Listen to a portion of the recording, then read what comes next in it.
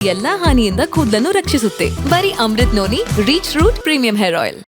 ಹೆಣ್ಮಕ್ಳಿಗೆ ಉಚಿತವಾಗಿ ಎಲ್ಲರಿಗೂ ಬಸ್ಸಲ್ಲಿ ಪ್ರಯಾಣ ಮಾಡ್ತಾ ಇದ್ದೀರೋ ಇಲ್ಲೋ ತಾಯಂದಿರೋ?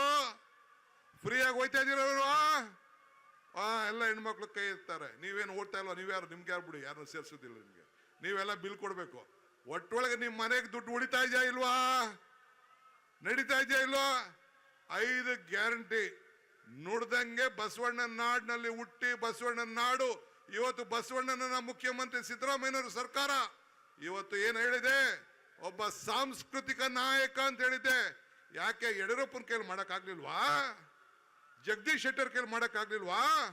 ಬೊಮ್ಮಾಯಿ ಕೈಲಿ ಮಾಡಕ್ಕಾಗ್ಲಿಲ್ವಾ? ಇಲ್ಲ ನಿಮ್ ಗದ್ದಿಗೌಡರ ಕೈಲಿ ಮಾಡ್ಸಕ್ ಆಗ್ಲಿಲ್ವಾ?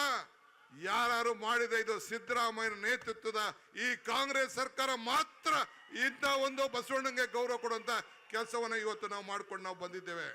ಆದ್ರಿಂದ ಬಂಧುಗಳೇ, 5 ಬೆರಳು ಸೇರಿ ಕೈ ಮುಷ್ಟಿ ಗಟ್ಟಿ ಆಯ್ತು. 5 ಬೆರಳು ಸೇರಿ ಈ ಕೈ ಗಟ್ಟಿ ಆಯ್ತು.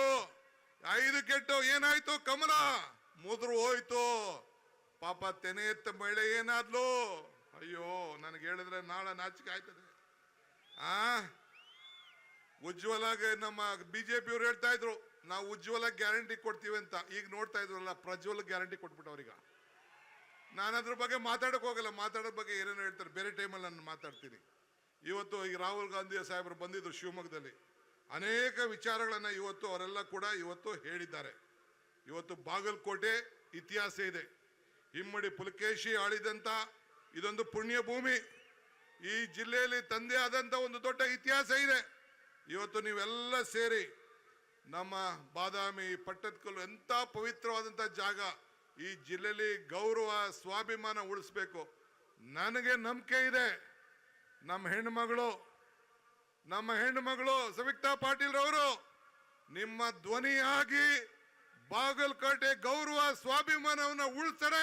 ನಂಬರ್ 3ಗೆ ತಾವು ಓಟನ್ನ ಕೊಟ್ಟು ಆಕೆಗೆ ಪಾರ್ಲಿಮೆಂಟ್ ಕಳಿಸ್ಲೇಬೇಕು ಅಂತ ಹೇಳಿ ನೀವು ತಾವೆಲ್ಲ ಕೂಡ ಇವತ್ತು ಪ್ರತಿಜ್ಞೆಯನ್ನ ಈ ಸಂದರ್ಭದಲ್ಲಿ ತಾವು ಮಾಡಬೇಕಾಗಿದೆ.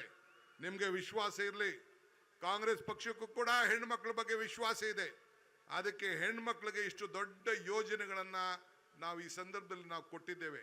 ನಮ್ಮ ಹೆಣ್ಮಕ್ಳು ಇವತ್ತು ಈ ದೇಶದಲ್ಲಿ ಅನೇಕ ಕಾರ್ಯಕ್ರಮವನ್ನು ಮಾಡಿದ್ದೇವೆ. ಇವತ್ತು ರಾಜೀವ್ ಗಾಂಧಿ ಅವರು ಕೂಡ ಆವತ್ತಿನ ಕಾಲದಲ್ಲಿ ಜಿಲ್ಲಾ ಪಂಚಾಯತಿ, ತಾಲೂಕ್ ಪಂಚಾಯತಿ, ಮಂಡಲ ಪಂಚಾಯತಿ, ಗ್ರಾಮ ಪಂಚಾಯತಿಗೆಲ್ಲ 50% ರಿಸರ್ವೇಶನ್. ಯಾಕೆ?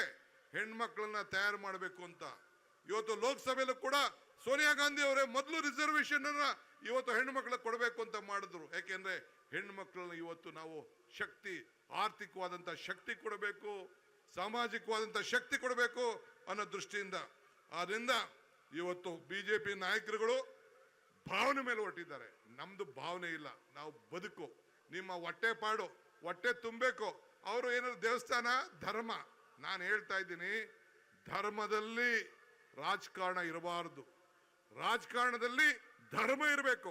ಇದನ್ನ ತಾವು ಗಮನದಲ್ಲಿ ಇಟ್ಕೊಳ್ಬೇಕು. ಇವತ್ತು ನಾವು ಯಾವುದು ಕೂಡ ಈಗ ಯಾವ್ದಾದ್ರು ಅಲೆ ಇದೆಯಾ? ಮೋದಿ ಅವ್ರ ಅಲೆ ಏನಾದ್ರು ಕಾಣ್ತಾ ಇದೆಯಾ? ಬೀಸ್ತಾ ಇದೆಯಾ ಮೋದಿ ಅಲೆ? ಕೊಟ್ಟ ಮಾತು ಉಳಿಸ್ಕೊಂಡವ್ರ? ಯಾವ ಮದೆ ಇಲ್ಲ. ನಾನು ಸೋನಿಯಾ ಗಾಂಧಿ ಅವ್ರು ಕೇಳಿದೆ, ಮೇಡಮ್ ನೀವು ಯಾಕೆ ಹೋಗ್ಲಿಲ್ಲ? ಇನ್ವಿಟೇಷನ್ ಕೊಟ್ಟಿದ್ರಂತಲ್ಲ, ಯಾಕೆ ಹೋಗ್ಲಿಲ್ಲ ಅಂತ ಕೇಳಿದೆ.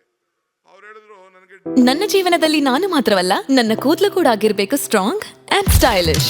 ಬರೀ Amrit noni reach root premium hair oil ನೊಂದಿಗೆ. Reach root premium hair oil. ನೋಡಪ್ಪ, ನಮಗೂ ನಾನು ಒಂದು ಹಿಂದೂ ಧರ್ಮದಲ್ಲಿ ಸೇರ್ಕೊಂಡಿದ್ದೀನಿ. ಈ ಮನೆಗೆ, ಈ ದೇಶದ ನಮ್ಮ ಪದ್ಧತಿಯನ್ನು ನಾನು ಒಪ್ಕೊಂಡಿದ್ದೀನಿ. ಅಲ್ಲ ರೀ, ಈ ದೇಶದ ಒಬ್ಬ ರಾಷ್ಟ್ರಪತಿ, ಒಂದು ಹೆಣ್ಣುಮಗಳು, ಆ ಹೆಣ್ಣುಮಗಳನ್ನ ಇವರು ಕರೀತಾ ಇಲ್ಲ. ಇವರು ಒಬ್ಬ ಅತಿಥಿಯಾಗಿ ಹೋಗ್ಬೇಕು ಪ್ರಧಾನಮಂತ್ರಿಗಳು. ಇವರೇ ಹೋಗಿ ಪೂಜಾರಿ ಕೆಲಸ ಮಾಡಿಕೊಂಡು ದೇವಸ್ಥಾನ ಮಾಡ್ಕೊಂಡು ಮಾಡಿದ್ರೆ ಏನ್ ಧರ್ಮ ಇದು? ನಮ್ಮ ಭಾರತದ ಧರ್ಮದಲ್ಲಿ ಇದೆಯಾ? ಆ ಹೆಣ್ಣುಮಗಳು ಪರಿಶಿಷ್ಟ ಜಾತಿಗೆ ಸೇರಿದವಳು ಅಂತೇಳಿ ಆಕೆಗೆ ಕರೀಲಿಲ್ಲ. ಪಾರ್ಲಿಮೆಂಟ್ಗೆ ಪರಿಶಿಷ್ಟ ಪಂಗಡಕ್ಕೆ ಸೇರಿದಂತ, ಪರಿಶಿಷ್ಟ ಜಾತಿಗೆ ಸೇರಿದಂತ ಒಬ್ಬ ರಾಷ್ಟ್ರಪತಿನ ಅವನು ಕೂಡ ಕರೆದಿಲ್ಲ. ನಾನು ಯಾಕೆ ಆಗಬೇಕು? ನಾನು ಹೋಗ್ತೀನಿ. ಆದರೆ ಇಂಥ ಒಂದು ಜಾತಿ ಧರ್ಮದ ಮೇಲೆ, ಬೇರೆ ಬೇರೆ ಹಿಂದುಳಿದ ವರ್ಗದ ಮೇಲೆ ಏನು ಒಂದು ಅಸೂಯೆಯಿಂದ ನಡೀತಾ ಇದೆ, ದೂರ ಮಾಡಲಿಕ್ಕೆ ಪ್ರಯತ್ನ ಮಾಡ್ತಾ ಇದ್ದಾರೆ.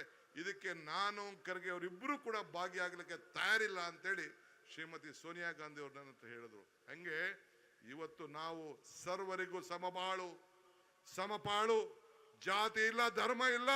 ಈ ಬಸವಣ್ಣನ ನಾಡಿನಲ್ಲಿ ನಾವು ಹೇಳ್ತಾ ಇದ್ದೇವೆ, ನಾವೆಲ್ಲ ಒಗ್ಗಟ್ಟಿನಿಂದ ನಿಂತ್ಕೊಂಡು ಇವತ್ತು ನಾವೆಲ್ಲ ಸೇರಿ ಒಂದೇ ಒಂದು ಪ್ರತಿಜ್ಞೆ. ಈಗಾಗಲೇ ಕಲ್ಯಾಣ ಕರ್ನಾಟಕದ 5 ಕ್ಷೇತ್ರ ಪ್ರವಾಸ ಮಾಡಿದ್ದೇವೆ. ಎಲ್ಲ 14 ಕ್ಷೇತ್ರಗಳು ಕೂಡ ನಾನು ಒಂದು ಕ್ಷೇತ್ರಕ್ಕೆ ಹೋಗಲಿಲ್ಲ ಅಷ್ಟೇ, ಕೆಳಗಡೆ. ಈಗ ಎಲ್ಲ ಕಡೆ ಪ್ರವಾಸ ಮಾಡಿದ್ದೇನೆ. ನನಗೆ ವಿಶ್ವಾಸ ಇದೆ, 28ಕ್ಕೆ ಕನಿಷ್ಠ 20 ಸೀಟಾರು ನಾವು ಗೆಲ್ತೀವಿ ಅನ್ನೋ ಒಂದು ವಿಶ್ವಾಸ ಇವತ್ತು ಇದೆ. ಅದನ್ನ ತಾವು ಮಾಡಬೇಕು. ಏನ್ ಅಸೆಂಬ್ಲಿ ಟೈಮಲ್ಲಿ ಏನು ನಮ್ಗೆಲ್ಲ ಏನು ಏಟು ಡಬಲ್ ಇಂಜಿನ್ ಸರ್ಕಾರ ಆಗೋಯ್ತು, ಮುಗ್ದೋಯ್ತು. ಅದ್ಯಾರೋ ದಳದವ್ರು ಬೇರೆ ನಾವು ಇಲ್ದ ಅಂದ್ರೆ ಏನು ನಡೀದಿಲ್ಲ ಅಂತಂತಿದ್ರು. ಏನಾಯ್ತು? ನೀವೆಲ್ಲ ಜನ ಏನ್ ತೀರ್ಮಾನ ಮಾಡಿದ್ರಿ? ಈ DK ಶಿವಕುಮಾರ್ ಸಿದ್ದರಾಮಯ್ಯನ ನಾಯಕತ್ವದಲ್ಲಿ 136 ಸೀಟ್ ಕೊಟ್ಟು ನಮ್ಗೆ ಶಕ್ತಿ ಕೊಟ್ಟು ನಿಮ್ಮ ಋಣವನ್ನ ತೀರಿಸುವಂತ ಕೆಲಸ ಇವತ್ತು ಮಾಡಿದ್ದೀರಿ. ಆ ಕೆಲಸವನ್ನ ನಾವು ಮಾಡ್ತೇವೆ. ಅನುಕ್ಷಣದ ಸುದ್ದಿಗಳಿಗಾಗಿ ವಿಸ್ತಾರ ನ್ಯೂಸ್ ಯೂಟ್ಯೂಬ್ ಚಾನೆಲ್ ಸಬ್ಸ್ಕ್ರೈಬ್ ಮಾಡಿ. ಹೊಸ ಸುದ್ದಿಗಳ ನೋಟಿಫಿಕೇಶನ್ಗಾಗಿ ಬೆಲ್ ಐಕಾನ್ ಕ್ಲಿಕ್ ಮಾಡಿ. ಲೇಟೆಸ್ಟ್ ಅಪ್ಡೇಟ್ಸ್ಗಾಗಿ www.vistaranews.com ವೆಬ್ಸೈಟ್ಗೆ ವಿಸಿಟ್ ಮಾಡಿ. ಅಂಗೈಯಲ್ಲೇ ಜಗತ್ತಿನ ಸುದ್ದಿ ತಿಳಿಯಲು ವಿಸ್ತಾರ ನ್ಯೂಸ್ ಕನ್ನಡ ಆಪ್ ಡೌನ್ಲೋಡ್ ಮಾಡಿ.